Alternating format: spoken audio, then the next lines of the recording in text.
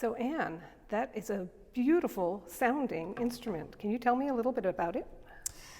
With pleasure, with pleasure. This is the only bass of its kind in the world.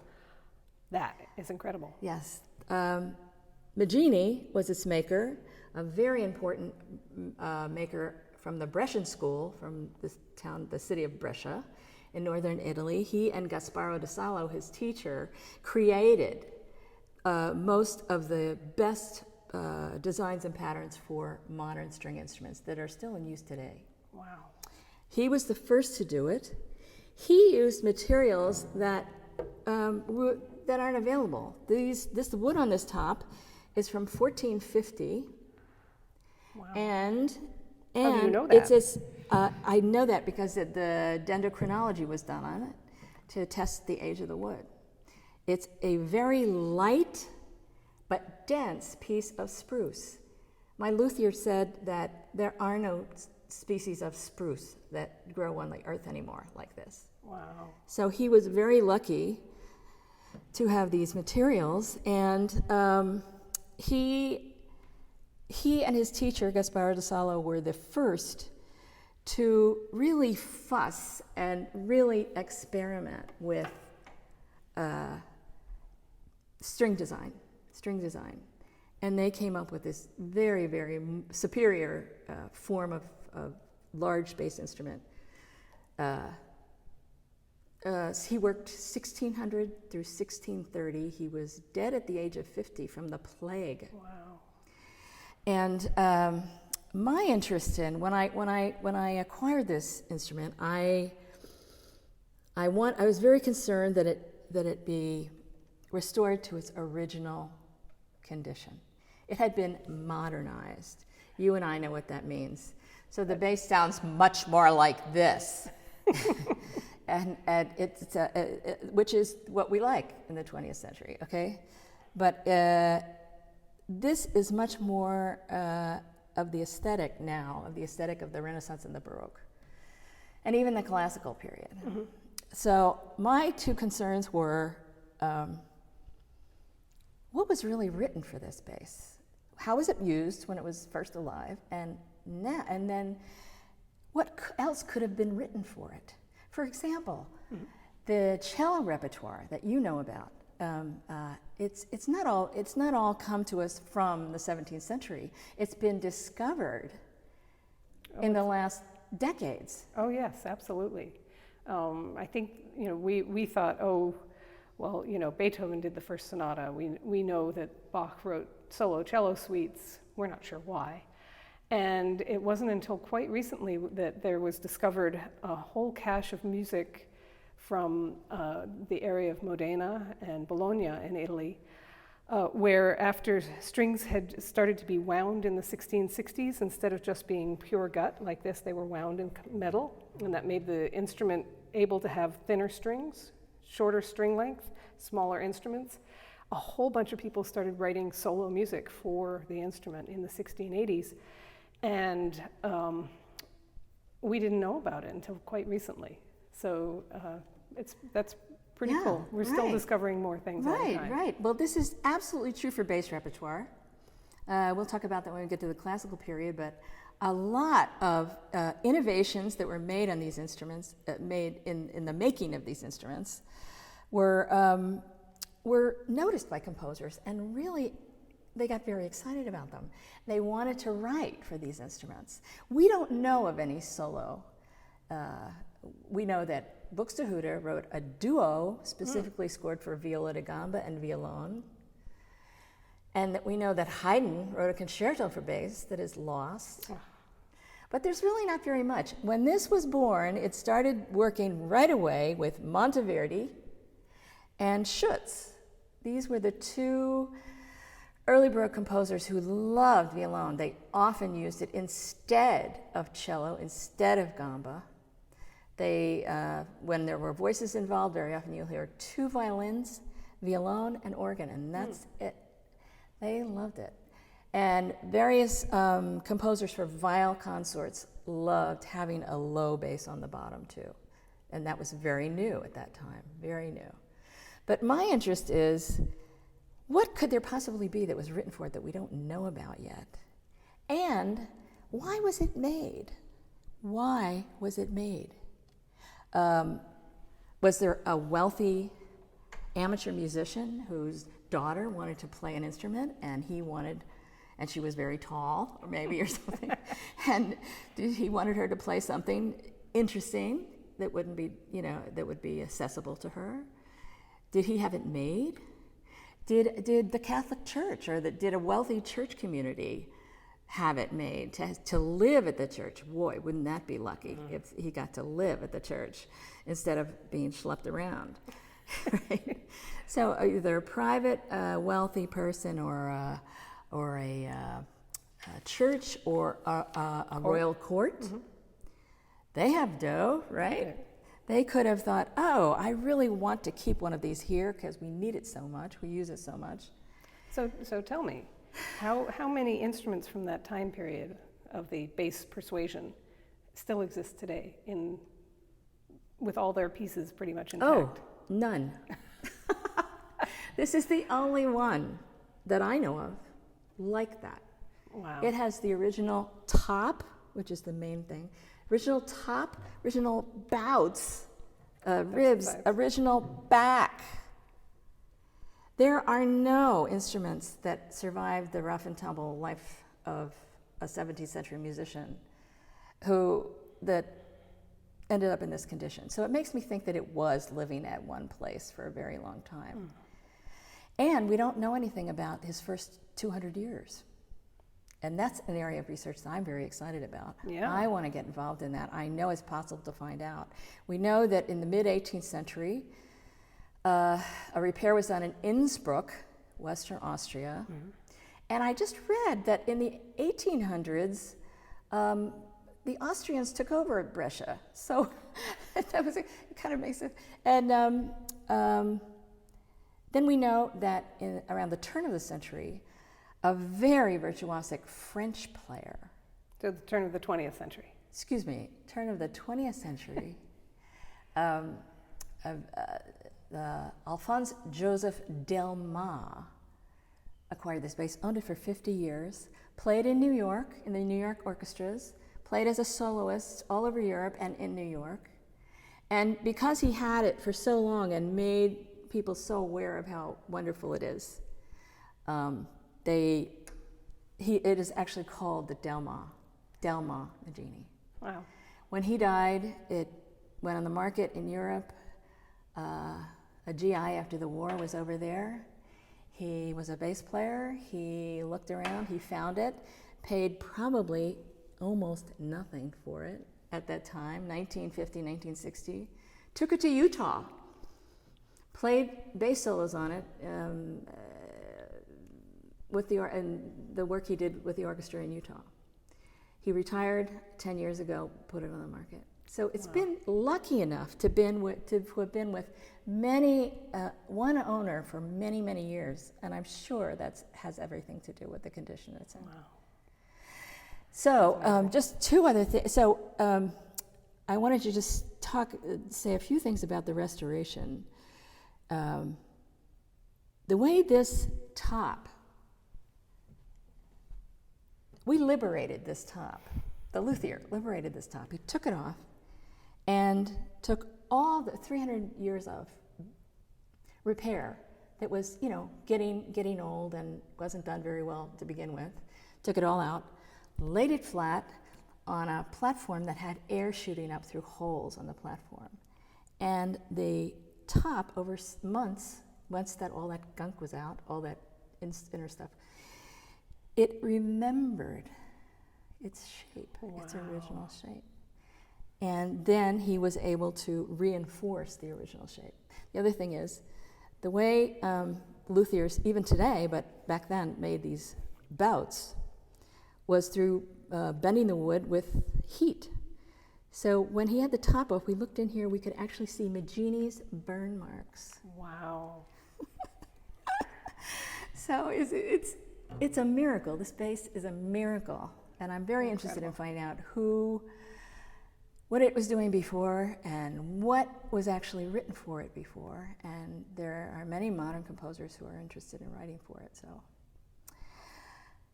and now I think I want to play to each of us play a scale, a C major scale, and just to hear the difference between that size body, that gauge string, this size body, that gauge string. We're going to play exactly the same pitches. Okay. You want to go first? Sure.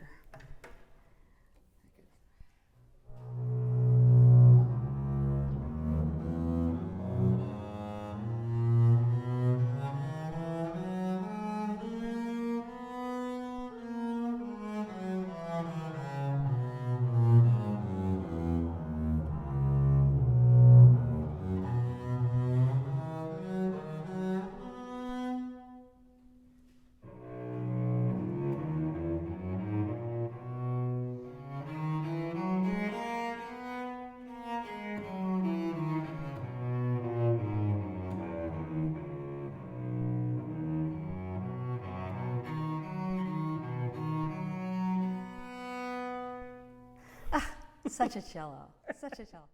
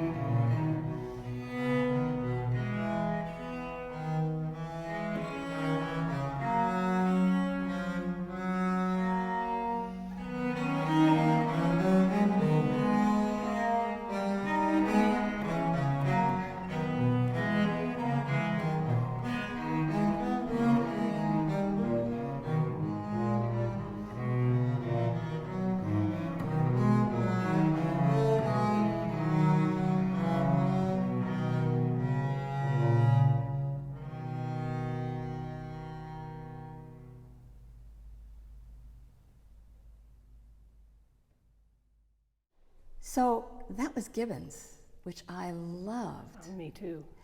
But it was very, very in the quality of what was written in the Renaissance for the Renaissance instruments, like recorders, like viols.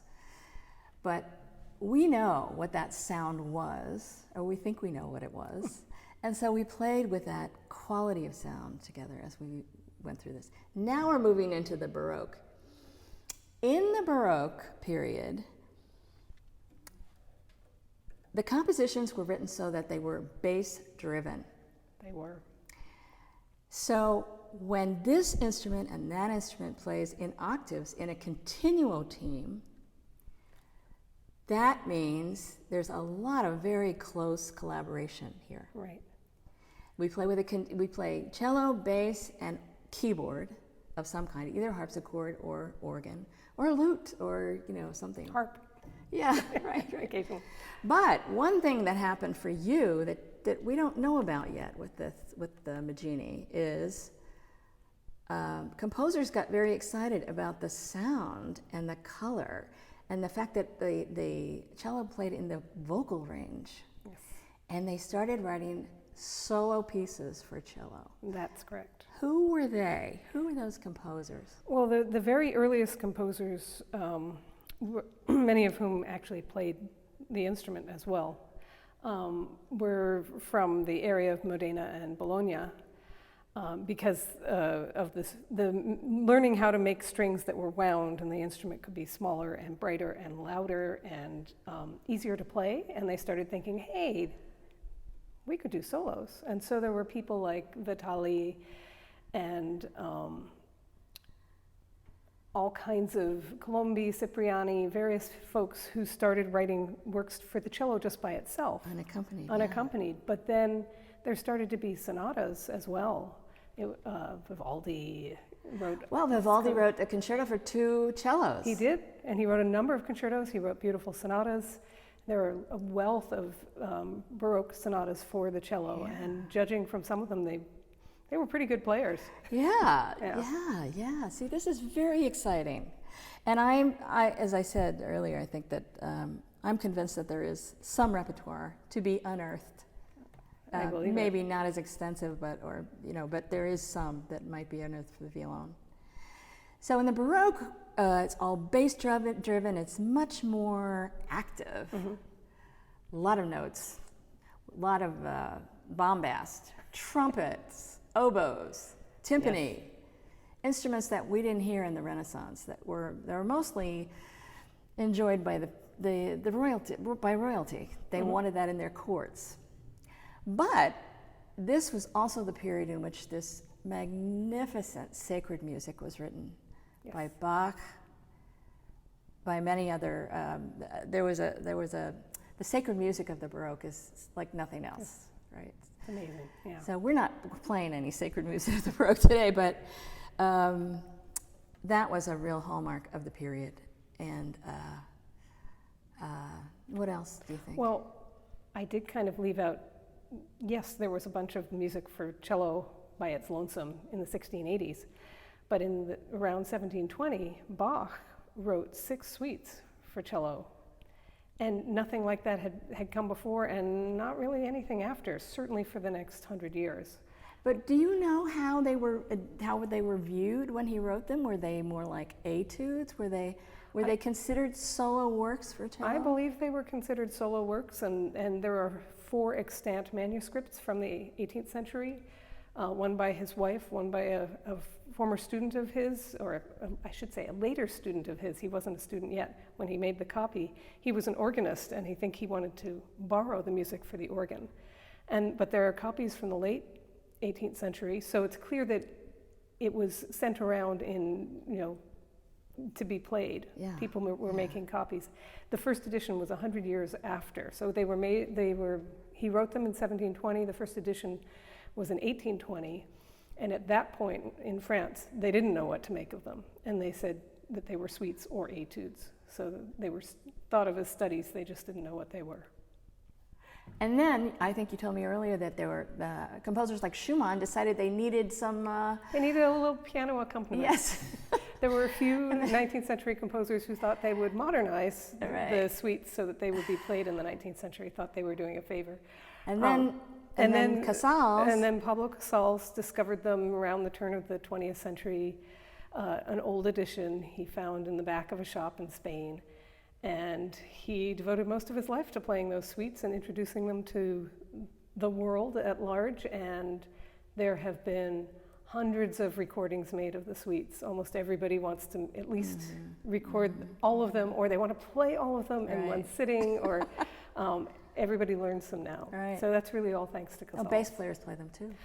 And violists. I gave a class at Boston University this year on the Bach suites, and I had a vibraphone player and a saxophone player, as well as a violist and a bass player, and 2 cellists. All right, okay.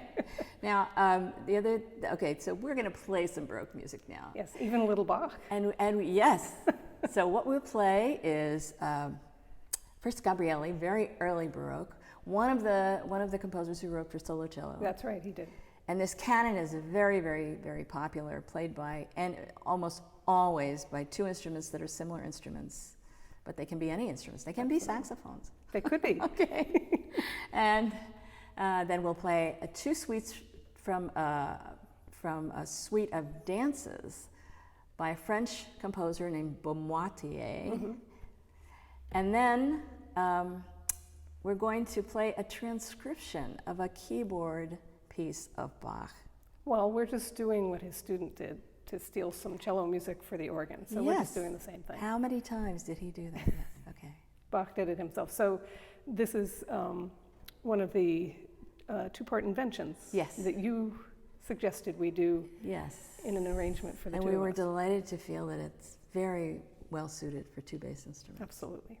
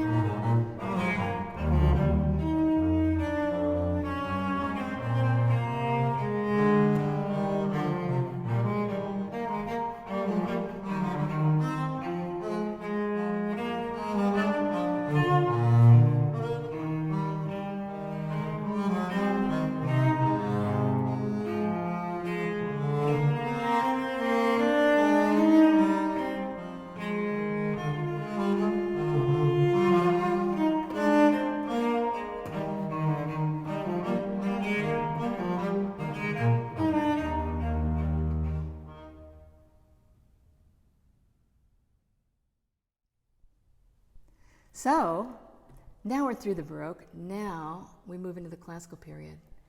Lots going on in the classical period for both of our instruments. Mm-hmm. The invention of new instruments like the clarinet and the French horn added a lot of color to ensembles.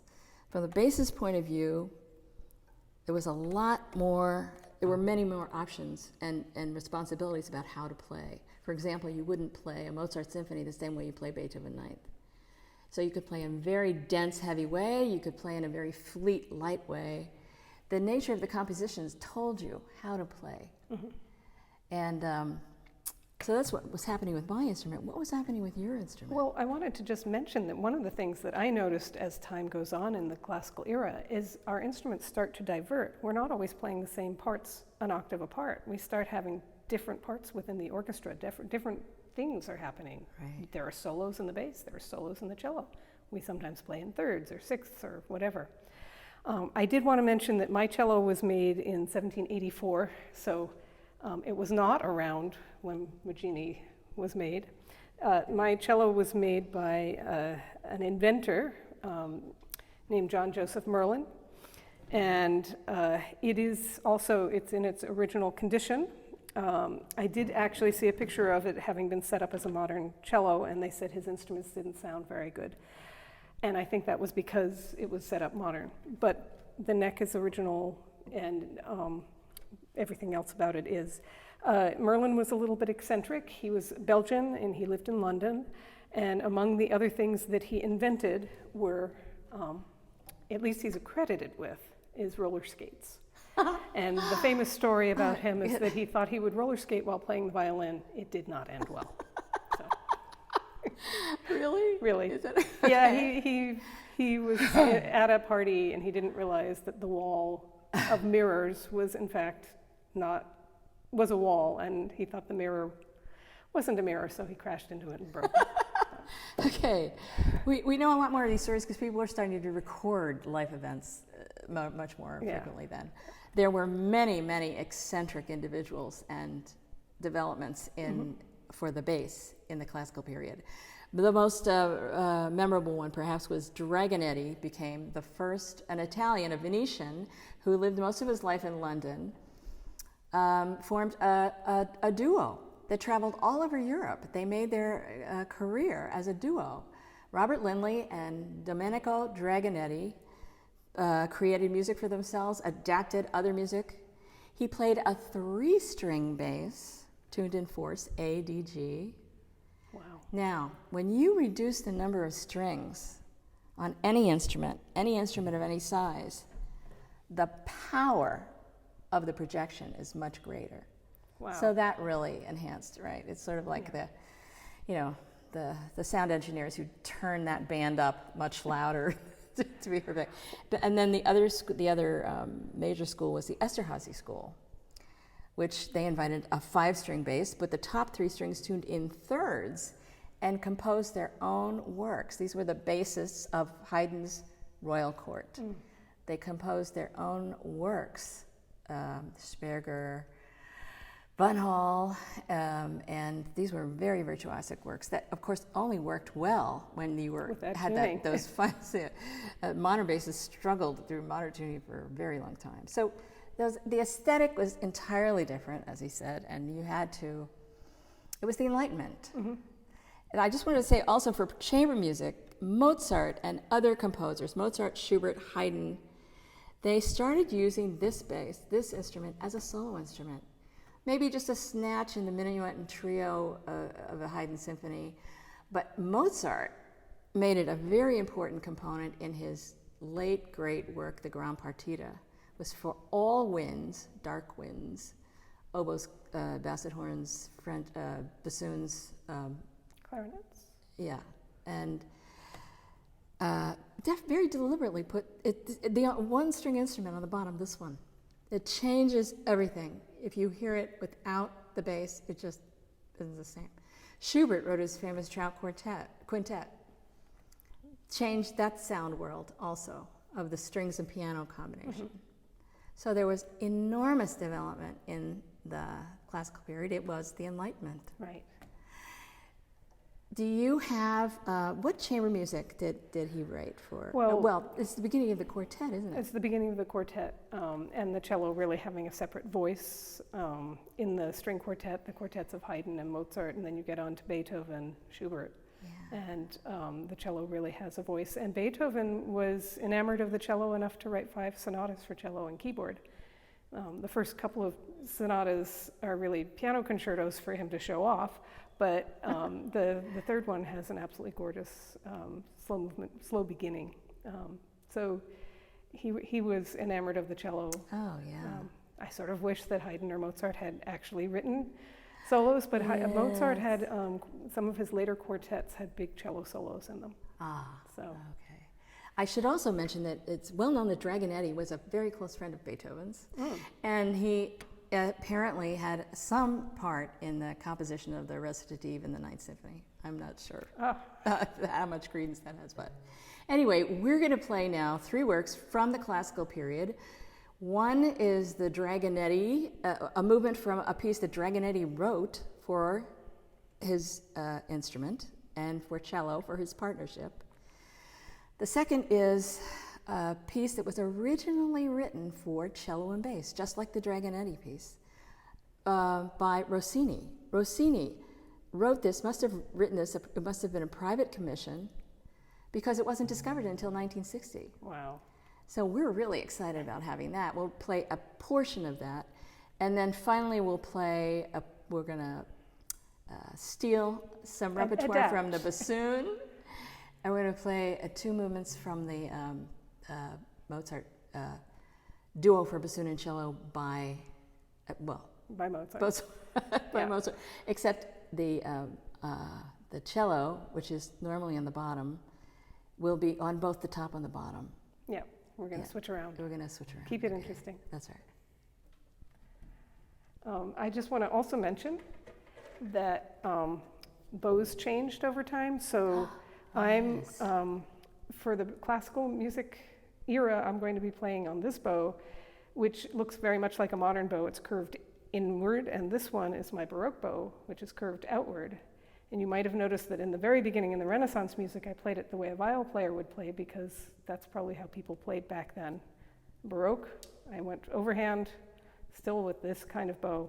And the bows went along with the aesthetic. You may notice a difference in sound.